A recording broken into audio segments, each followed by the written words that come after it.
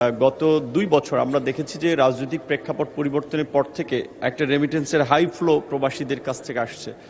২৪-২৫ অর্থ বছরে যেটি ছিল ৩০ বিলিয়ন প্লাস, এই ২৫-২৬ অর্থ বছরে যেটি ৩২ বিলিয়ন প্লাস হয়েছে, এবং গত মার্চে হাইয়েস্ট রেমিটেন্স বাংলাদেশের রেকর্ড সবচেয়ে 3.75 বিলিয়ন রিজার্ভ এসেছে।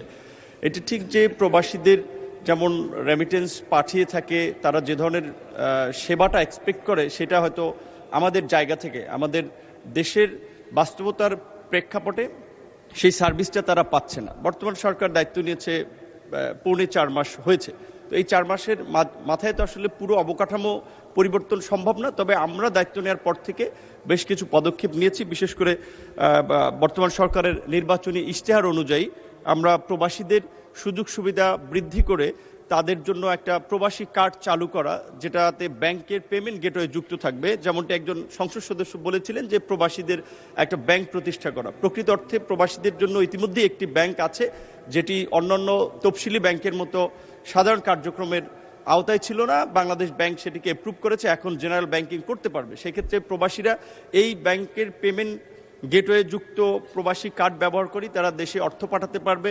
তাদের একজন সাপ্লিমেন্টারি যুক্ত করে তাদের এখানে পরিবার কিংবা আত্মীয়, ফার্স্ট ব্লাড হোক কিংবা তার রিপ্রেজেন্টেটিভ হোক, তারা চাইলে একটা নির্দিষ্ট পরিমাণ অ্যামাউন্ট সেই অ্যাকাউন্ট থেকে খরচ করতে পারবে, পুরোটা পারবে না। সেই সিকিউরিটি এই প্রবাসী কার্ডের মাধ্যমে দেওয়া হচ্ছে। সরকারের নির্বাচনী ইশতেহার অনুযায়ী প্রবাসীদের আবাসন সুবিধা নিশ্চিত করার জন্য কিংবা প্রবাসীদের বিনিয়োগ আকৃষ্ট করার জন্য প্রবাসী সিটি গড়ে তোলার একটি প্রক্রিয়া আছে। মন্ত্রণালয়ের প্রাথমিক আলোচনায় আমরা পূর্বাঞ্চলের একটি প্লট থেকে শুরু করে পরবর্তীতে সেটা জেলা পর্যায়ে নিয়ে যাওয়ার চিন্তাভাবনা আছে। প্রবাসীদের আপনার হসপিটাল এবং বিদেশগামীদের মেডিকেল বিশেষ করে প্রপারলি করার জন্য আমাদের গুলশানে আমাদের ওয়েজ আর্নার্স বোর্ডের একটি জায়গা আছে, সেটাতে একটি বিশেষায়িত হসপিটাল, আন্তর্জাতিক মানের হসপিটাল, যেটা প্রবাসীদের ডেডিকেটেড করে, যেখানে কম খরচে তাদের পরিবার এখানে তারা যেন সেবা পেতে পারে, সেই বিষয়ে পদক্ষেপ নেওয়া হচ্ছে। প্রবাসী কল্যাণ ও বৈদেশিক কর্মসংস্থান মন্ত্রণালয়ের যে কল্যাণ পাঠটা আমাদের যারা দেখে থাকে, সাধারণত ওয়েজ আর্নার্স বোর্ড, তাদের একটি ছোট তথ্য আমি একটু জানাতে চাই সকলের উদ্দেশ্যে। সেটি হচ্ছে যে 2025 সালের মে মাস থেকে 2026 এপ্রিল পর্যন্ত প্রবাসী কর্মীর মেধাবী সন্তানদের শিক্ষা ভাতা এসএসসি পর্যন্ত 27,500 টাকা করে বাৎসরিক দেওয়া হয়।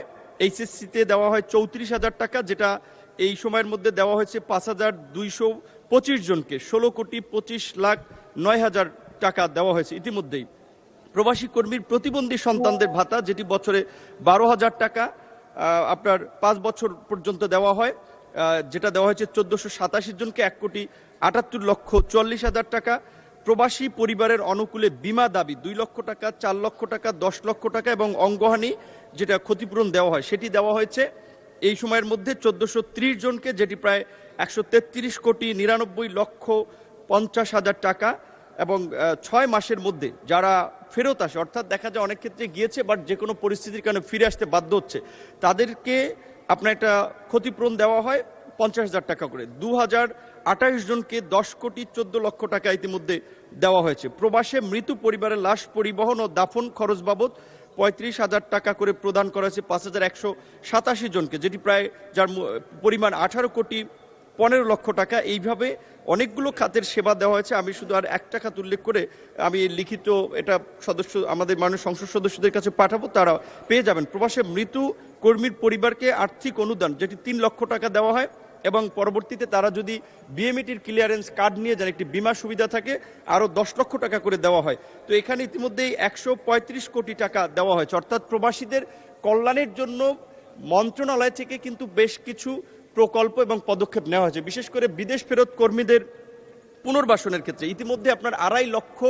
আপনার বিদেশ ফেরত কর্মী, তাদেরকে এখানের কর্মসংস্থানের জন্য অ্যাডাপ্টেশন করার জন্য প্রশিক্ষণ ভাতা সহ তাদেরকে সহযোগিতা করা হয়েছে, এবং যাদের ওই বিদেশে কর্মসংস্থানের অভিজ্ঞতা আছে সেটাকে কাজে লাগিয়ে আবার বাইরে পাঠানোর সুযোগ থাকলে বয়েসেলের মাধ্যমে সেটি পাঠানো হচ্ছে। তবে সমস্যাটা হচ্ছে, যেটা কমন সমস্যা, আমি নিজেও এই সংসদে আসার আগে ছাত্র রাজনীতির মাধ্যমে আন্দোলন সংগ্রাম করেছি, আর প্রবাসীদের সাথে অনেকদিন ধরে কানেক্টেড ছিলাম, একটি প্রবাসী সংগঠনের চিফ অ্যাডভাইজারও ছিলাম। একেবারে তাদের মৌলিক বা কমন সমস্যা তারা যেটা তখনও ব্যক্ত করেছে যে এয়ারপোর্টে তারা একটু ভালো ব্যবহার চায়। আমরা আমাদের সরকার দায়িত্ব নেওয়ার পর আমরা এয়ারপোর্টে ইতিমধ্যে প্রবাসী কল্যাণ সেন্টার আছে, তার কর্মীরা আছে যে প্রবাসীদের সেবা দেওয়ার জন্য ডেডিকেটেড, এবং ঢাকার বাইরে শাহজালাল আন্তর্জাতিক বিমানবন্দরের পাশাপাশি সিলেট এবং চট্টগ্রামেও সেটার এক্সটেনশন করা হয়েছে। আমাদের বিদেশি যে 27টি দেশে 30টি শ্রম কল্যাণ উইং আছে, এর পরিধি আরও বাড়ানোর চেষ্টা করা হচ্ছে, এবং একই সাথে সৌদি আরবের মতো একটা বড় দেশে দুটো জায়গায় হয়তো আছে, কিন্তু এই দুটো জায়গায় আপনার আমাদের এই শ্রম কল্যাণ উইং যেন মোবাইল সেবা দিতে পারে সেজন্য এই সংখ্যাটা আরও বৃদ্ধি করা হচ্ছে। এবং একই সাথে আমাদের এই সমস্ত দেশগুলোতে আগে আমাদের কর্মীরা কোনো একটা নির্যাতনের শিকার হলে কিংবা উইদাউট এনি নোটিস তাদেরকে জবলেস করা হলে তাদের ক্ষতিপূরণ দেওয়ার জায়গা ছিল না। আমরা ইতিমধ্যে 10টি দেশের ল ফার্মের সাথে চুক্তি করেছি, যেটা আমাদের একজন মাননীয় সংসদ সদস্য বলেছিলেন, একজন আইনজীবীকে লিগ্যাল অফিসার হিসেবে ওখানে অ্যাপয়েন্টেড করা। তারা সরাসরি কাজ করতে পারবে না, ওই দেশের ল ফার্মকে যুক্ত করে কাজ করতে হবে।